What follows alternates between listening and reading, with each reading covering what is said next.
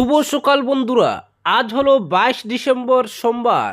আজকের সকালের বিশেষ বিশেষ খবর হলো, ভরা মঞ্চে হিজাব টেনে নামিয়েছিলেন নীতিশ কুমার। প্রতিবাদের চাকরিতেই যোগ দিলেন না বিহারের তরুণী চিকিৎসক। বিতর্কের কেন্দ্রে নীতিশ কুমার। গত সোমবার পাটনায় আয়োজিত এক অনুষ্ঠানে চিকিৎসকের হাতে নিয়োগপত্র তুলে দেওয়া হচ্ছিল। সেখানেই এক মহিলা চিকিৎসকের হিজাবে টান মারেন বিহারের মুখ্যমন্ত্রী নীতিশ কুমার। এবার তারই প্রতিবাদে চাকরিতেই যোগ দিলেন না বিহারের সেই তরুণী চিকিৎসক। জানা গেছে, শনিবারের ওই চিকিৎসকের চাকরিতে যোগদানের কথা ছিল, কিন্তু তিনি যোগ দেননি। বিষয়টি নিয়ে তরুণী চিকিৎসক কিংবা তার পরিবারও মুখ খুলেনি। পাটনা সদরের একটি প্রাথমিক স্বাস্থ্যকেন্দ্রে যোগদানের কথা ছিল ওই তরুণী চিকিৎসকের। সেখানকার অপর এক চিকিৎসক বলেন, শনিবার কাজে যোগদানের শেষ দিন ছিল। 5-6 জন যোগও দিয়েছেন, কিন্তু ওই তরুণী চিকিৎসক নুসরত পারভিন আসেননি। কী কারণে তিনি এদিন যোগ দেননি তা জানা যায়নি। গত সোমবার পাটনায় একটি সরকারি অনুষ্ঠানে যোগ দিয়েছিলেন নীতিশ। সেখানে আয়ুষ চিকিৎসকদের নিয়োগপত্র দেওয়া হচ্ছিল। সেই সময় ওই তরুণী মঞ্চে উঠেন। ভাইরাল ভিডিওতে দেখা যায় হাসি মুখে নীতিশ তার হাতে নিয়োগপত্র তুলে দিচ্ছেন। তবে পরক্ষণেই বিহারের মুখ্যমন্ত্রী যা করলেন তাতে নিন্দার জড় রাজনৈতিক মহল থেকে সোশ্যাল মিডিয়ায়। দেখা যায় তরুণীর হিজাবে হেঁচকা টান মেরে নামিয়ে দেন নীতিশ। ঘটনার আকস্মিকতায় চমকে ওঠেন ওই তরুণীও। তারপরই মঞ্চ থেকে নেমে যান তিনি। গোটা ঘটনায় নীতিশের নিন্দায় সরব হয় কংগ্রেস এবং আরজেডি। অপরদিকে দীপু হত্যার বিচার চাই, ঢাকাকে কড়া বার্তা দিল্লির। চট্টগ্রামের ভিসা কেন্দ্র বন্ধ, নিরাপত্তা বৃদ্ধি সিলেটের উপদূতাবাসেও। সতর্ক নজর রাখছে মোদী সরকার। ময়মনসিংহে মৌলবাদীদের হাতে নৃশংসভাবে নিহত দীপু চন্দ্র দাসের হত্যাকারীদের বিচার চাইল ভারত সরকার। পাশাপাশি গত বৃহস্পতিবার রাত থেকে বাংলাদেশে যে বেপরোয়া ও বেলাগাম হিংসার ঘটনা ঘটে চলেছে, এ ব্যাপারে উদ্বেগ প্রকাশ করে ভারতের বিদেশ মন্ত্রক রবিবার জানালো, পরিস্থিতির উপর তীক্ষ্ণ নজর রাখছে দিল্লি। অন্যদিকে ভারতে বাংলাদেশের দূতাবাসের সামনে বিক্ষোভকে প্রতিবেশী রাষ্ট্রের সংবাদ মাধ্যম যেভাবে রং চড়িয়ে পরিবেশন করে পরিস্থিতি উত্তপ্ত করতে চাইছে, তারও প্রতিবাদ জানিয়েছে দিল্লি। ভারতের বিদেশ সচিব রণধীর জয়সওয়াল বলেছেন, ওই বিক্ষোভকে কেন্দ্র করে বাংলাদেশ দূতাবাসের জন্য কোনো নিরাপত্তা ঝুঁকি তৈরি হয়নি। এদিকে রবিবারই পরিস্থিতি বিচার করে চট্টগ্রামের ভারতীয় ভিসা কেন্দ্র বন্ধ করে দিয়েছে দিল্লি। পাশাপাশি সিলেটের ভারতীয় উপদূতাবাস এবং ভিসা আবেদন কেন্দ্র নিরাপত্তা বৃদ্ধি করা হয়েছে বলে খবর। গত বৃহস্পতিবার রাতে ইনকিলাব মঞ্চের আহ্বায়ক উসমান হাদির মৃত্যুর পর থেকে বাংলাদেশের পরিস্থিতি অগ্নিগর্ভ। সরকারি ভবন, সংবাদপত্রের দফতরে ভাঙচুর ও অগ্নিসংযোগের পাশাপাশি সংখ্যালঘুদের উপর নৃশংস অত্যাচারের খবরও প্রকাশ্যে আসে। ময়মনসিংহে দীপুচন্দ্র দাস নামের এক যুবককে প্রকাশ্যে পিটিয়ে অর্ধমৃত করে পরে ল্যাম্পপোস্টে ঝুলিয়ে জীবন্ত পুড়িয়ে দেওয়ার মতো নারকীয় ঘটনাও ঘটেছে। এই ঘটনাবলীর পর রবিবারই প্রথম আনুষ্ঠানিকভাবে প্রতিক্রিয়া জানানো নয়াদিল্লি। বিদেশ মন্ত্রকের মুখপাত্র জয়সওয়াল একটি বিবৃতিতে বলেছেন, বাংলাদেশের পরিস্থিতির দিকে নিবিড়ভাবে নজর রাখছে ভারত। সে দেশের কর্তৃপক্ষের সঙ্গে আমাদের আধিকারিকরা যোগাযোগ রাখছেন। সংখ্যালঘুদের উপর হামলা নিয়ে আমরা উদ্বিগ্ন, তা তাদের জানানো হয়েছে। দীপুর নৃশংস হত্যাকাণ্ডে অপরাধীদের বিচারের আওতায় আনতে হবে, ভারত সেই আবেদন জানিয়েছে। ময়মনসিংহের হত্যাকাণ্ডের প্রতিবাদে দিল্লিতে অবস্থিত বাংলাদেশি দূতাবাসের সামনে শনিবার একদল যুবক বিক্ষোভ দেখিয়েছিলেন। কয়েকটি বাংলাদেশি সংবাদ মাধ্যমে তা নিয়ে ভুয়ো এবং অতিরঞ্জিত খবর প্রচার করা হচ্ছে বলে অভিযোগ। এ ব্যাপারে রণধীর বলেছেন, বাংলাদেশের সংবাদ মাধ্যমের একাংশের মধ্যে আমরা ভুয়ো প্রচার দেখতে পাচ্ছি। সত্যিটা হলো, শনিবার নয়াদিল্লির বাংলাদেশি দূতাবাসের সামনে 20-25 জন যুবক জড়ো হয়েছিলেন। তারা ময়মনসিংহে দীপুর হত্যাকাণ্ডের বিরুদ্ধে প্রতিবাদ জানান এবং স্লোগান দেন। বাংলাদেশের সংখ্যালঘুদের সুরক্ষার দাবি জানান।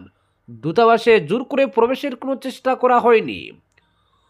পুলিশ ঘটনাস্থলে গিয়ে বিক্ষোভকারীদের কিছুক্ষণের মধ্যে সরিয়ে দেয়। এর ফুটেজ প্রকাশ্যেই রয়েছে।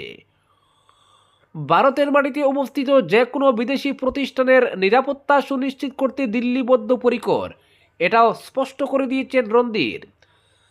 তিনি বলেন, ভিয়েনা কনভেনশন অনুযায়ী ভারত বিদেশি মিশন ও দূতাবাসের নিরাপত্তা নিশ্চিত করতে অঙ্গীকারবদ্ধ। অপরদিকে মিলল রাষ্ট্রপতির অনুমোদন, আইনে পরিণত জি রামজি।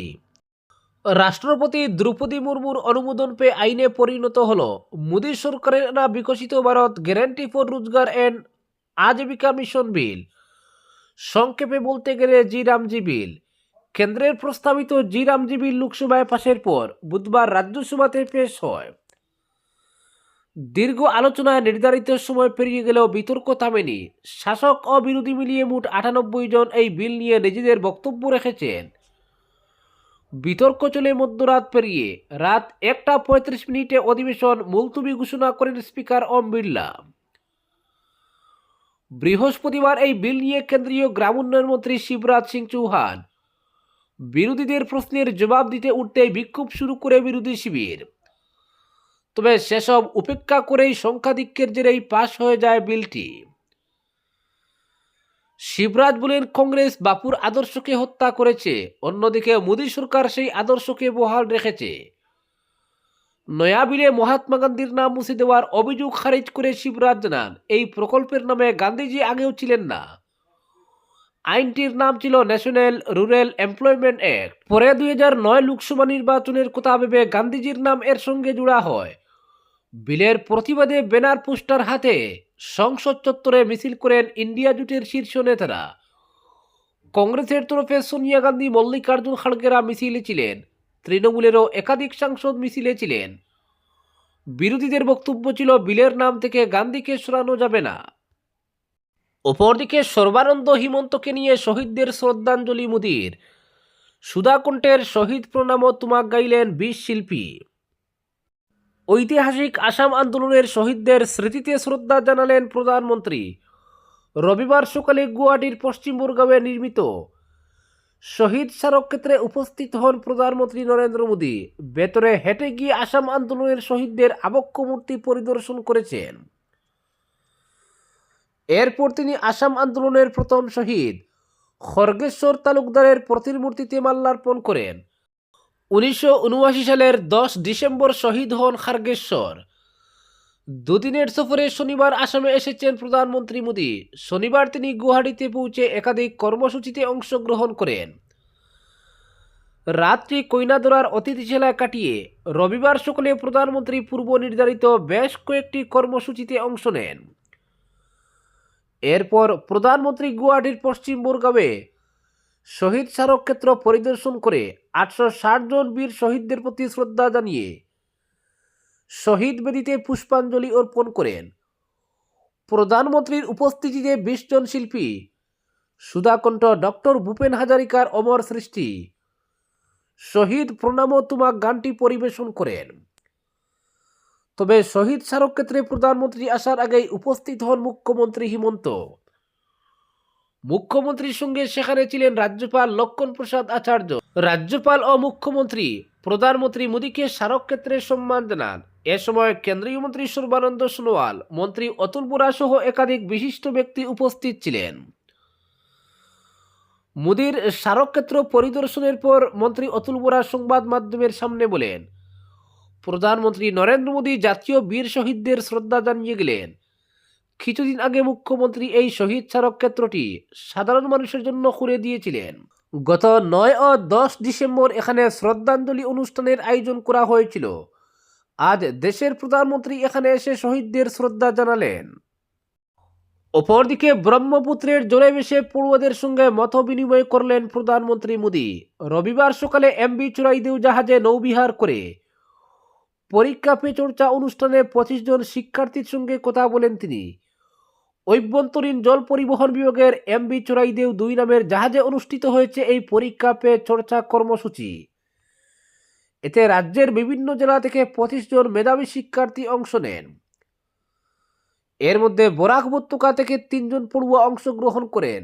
কাছাড় জেলার শিলচরের সরস্বতী বিদ্যানিকেতনের দশম শ্রেণীর ছাত্রী দেবাঞ্জলি ভট্টাচার্য ও নরসিং উচ্চতর মাধ্যমিক বিদ্যালয়ের একাদশ শ্রেণীর ছাত্র পীযূষ দেবনাথ এবং শ্রীভূমি জেলার বিবিপি উচ্চতর মাধ্যমিক বিদ্যালয়ের নবম শ্রেণীর ছাত্রী আনন্দিতা মিশ্র প্রধানমন্ত্রীর সঙ্গে মত বিনিময় করেন।